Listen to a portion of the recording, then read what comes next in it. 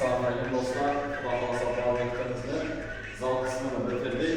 Görüşleriniz mümkün. Bu zal kısmımıza aslında böyle tasarrufçısı olan Vaz Uçan Ligesi'nden Ataşent'i almış ettik.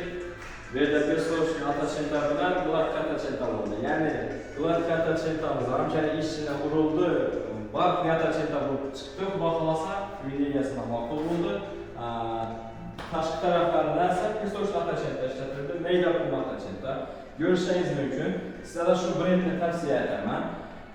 Ataşent aslında kuruş cereyanı, katış cereyanı öte müstahkem, sifəti yaxşı, risk verişən yaxşı. Bu reklam emas, lekin bizler sizə şunu tavsiye etib bilemiz, mahsulatda umuman gap yo'q.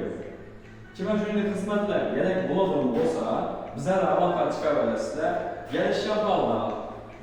Hamma ishni ishlab beramiz. Kuru Ataşent'te ishlamaymiz. Uyni bo'yni patkilish remontlari, ya'ni tashqi, ichki dizayn, necha dizayn proyekt bo'ladigan bo'lsa, bizlar bilan ishlasangizlar qilib beraveramiz. Proyektdan o'zingizda bor. Xohlasangiz o'zingiz proyektlarimizni ko'rsatib, sizlarga ko'rsatib berib ishlab beraveramiz.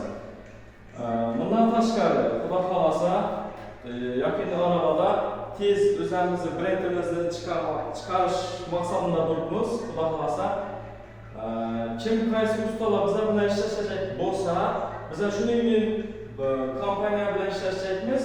O'zimizni brendlarimizni kiyimlarga, formalarga tushirtirjakmiz. Xudo xolasa, Xorazm ustalari 94 brendlar asoschisi bo'lib chiqamiz.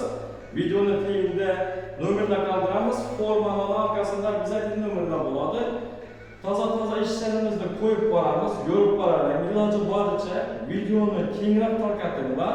Remont ettirajak bo'lib yurgan qarindoshlar bo'ladi, do'stlarlar bo'ladi.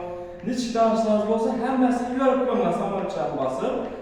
Podishati, qo'llab-quvvatlab, like bosib tursangiz, xudo xolasa, bundan ham zo'r ajoyib videolarni chiqarib borishga harakat etamiz. E'tiboringiz uchun rahmat. Videoni ko'rishingiz mumkin.